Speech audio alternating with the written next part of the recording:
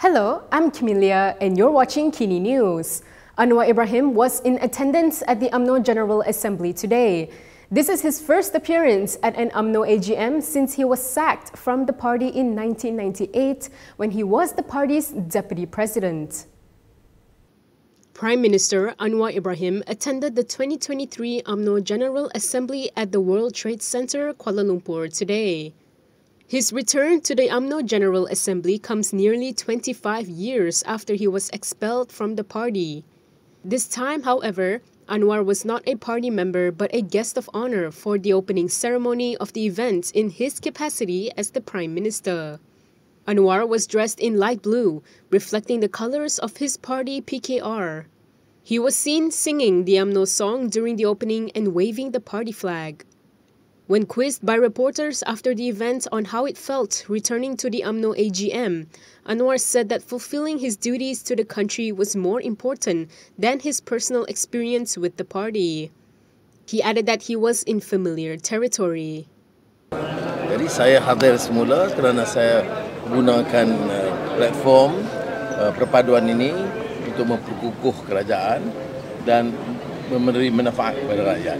Jadi saya tentunya rasa selesa, senang dan kerana dah biasa suasana itu, termasuk menghafal lagu itu. Masih ingat lagu UMNO? Masih.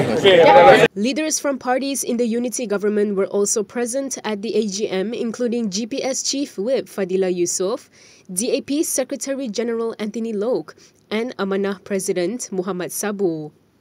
Another expelled UMNO member Muhammad Shafi Abdal was also in attendance. Shafi was expelled in 2016 and now leads Warisan. He told reporters that it has been almost 10 years and it felt normal being there. The UMNO General Assembly kicked off today and will end on Sunday. Anthony Loke, who was also at the AGM, was asked for his response about UMNO Youth's call for DAP to apologize to the party. Loke echoed Zahid and called on all parties to move on. DAP Secretary General Anthony Loke said he agreed with UMNO President Ahmad Zahid Hamidi's policy speech earlier today that former enemies should set aside their past differences and unite to ensure the stability of the new government. He said this when asked for his response on calls for DAP to apologize to UMNO.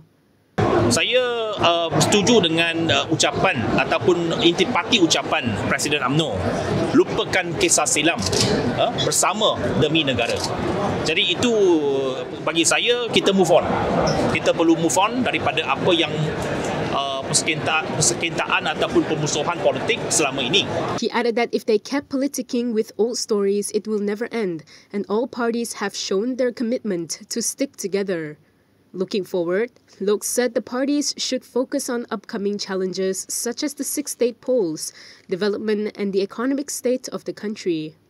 Yesterday, newly elected UMNO Youth Chief Muhammad Akmal Saleh had called on DAP to issue a public apology to UMNO over condemnations made when the parties were enemies. UMNO Deputy President Muhammad Hassan has also welcomed UMNO Youth's call earlier today, saying that it was a good suggestion. However, Zahid had previously said that DAP is a partner in the unity government and does not need to apologize to the party. He said the matter had been resolved during discussions on the formation of the federal government and should not be raised again.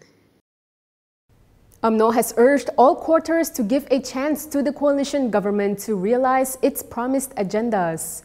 Its president, Ahmad Zahid Hamidi, said the government has just been in place for about 7 months, and many quarters have already alleged that pledges have not been kept. In his policy speech at the UMNO General Assembly today, Zahid called on them to give a chance for the government to realize the promised and planned agendas with the support of civil servants who are loyal to the government. Perikatan national leaders have previously criticized the government for not introducing any game-changer policies and not fulfilling promises made to the people over the past 7 months.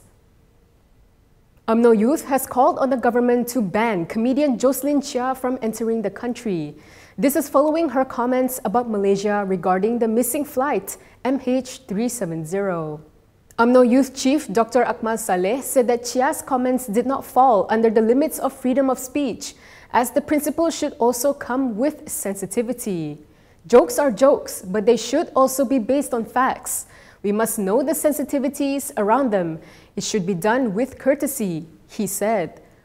Earlier today, some 100 UMNO and MCA youth members gathered outside the US Embassy to protest Chia's comments, which reportedly mocked Malaysia and made fun of the MH370 tragedy in a recent comedy show titled Singapore vs. Malaysia, held in New York, United States. Clips of the show have gone viral online over the past few days. Back to Anwar, the PKR president was featured on a program on Al Jazeera yesterday night. During the interview, Anwar shared the painful memories of his black eye incident in 1998. Anwar Ibrahim recounted his journey in politics in an interview with Al Jazeera's 101 East program yesterday night. In the program titled From Prison to Prime Minister, Malaysia's Anwar Ibrahim, Anwar also shared painful memories of his infamous black eye incident in 1998, where he was a victim of police brutality. Anwar told Al Jazeera that on the night that he was badly assaulted, he thought of his parents, wife and family. He said he thought he would not survive due to the severity of the attack. Meanwhile, Anwar's wife, Dr. Wan Azizah Wan Ismail, who was also featured in the program, shared how Anwar's journey took a personal toll on his family. While Anwar was behind bars, Wan Azizah was thrust into politics to stand in for him and lead PKR. She said she told herself to be strong and not let whoever did this to them get the satisfaction of seeing her break. In 1998, Anwar's black eye at the hands of then Inspector General of Police Abdul Rahim Muhammad Noor became the symbol that formed PKR and the party's rallying cries for justice. Rahim was found guilty of the assault in 2000 and received a 2-month jail sentence. He apologized to Anwar and his family in 2005. Kit Siang has slammed Mas Ermiati for boycotting the debate on the 2021 Auditor General's report. He also called for some changes to be made to the PAC. DAP veteran Lim Kit Siang believes that Masjid Tanah MP Mas Ermiati Samsudin is no longer fit to be the Public Accounts Committee chairperson. This is after she boycotted the Dewan Rakyat debate on the 2021 Auditor General's report. In a statement today, Lim said Mas Ermiati should not have boycotted the debate. He claimed that it showed she lacked independence and was submissive to Perikatan Nasional's directive. He said as a solution to this, Parliament should replace Mas Ermiati with her deputy Wong Shu Chi to examine the 2021 and 2022 Auditor General's accounts, which was when Perikatan Nasional formed the government. Lim also argued that it was not uncommon for similar reports to be debated in other parliaments.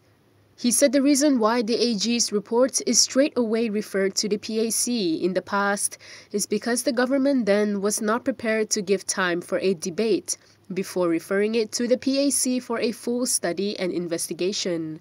Lim also reiterated that he would have been ecstatic if the government of the day had agreed to debate it when he was MP.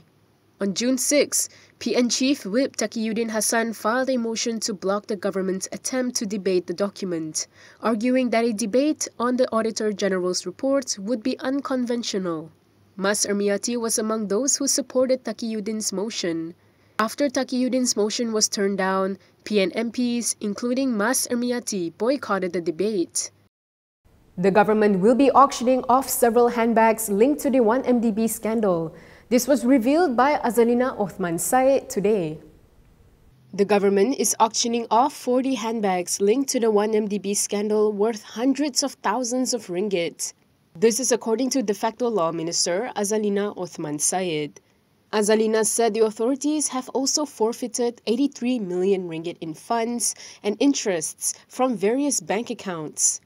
She added that around 66.96 million ringgit in funds seized by the police have been deposited to a special trust account under the Finance Ministry, while an estimated 16.06 million ringgit seized by MACC has been transferred to the government's revenue account. She said this in a written parliamentary reply to Kapong MP Lim Guan Eng. Lim had asked the minister to state the value of assets seized and forfeited from the 1MDB scandal and what would happen to them.